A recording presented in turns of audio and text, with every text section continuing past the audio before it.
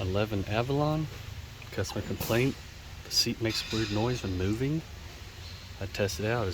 The only time it make the noise is when you move it forward. The whole seat would shake and it feels like it's grinding on something as it is moving up, but it would not do it when it goes back. So I figured maybe there's dirt in the track. I blew that out.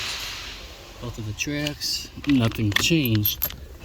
But what I did notice is on this one here, that bolt there was loose, causing, I guess, the motor to bounce up and down. So I'll try to duplicate it again.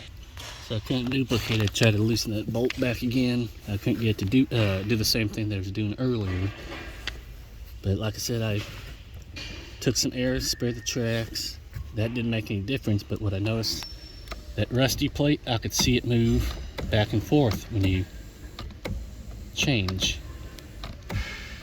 So what I did, I took a H4 bit and I just went under there and tightened it up.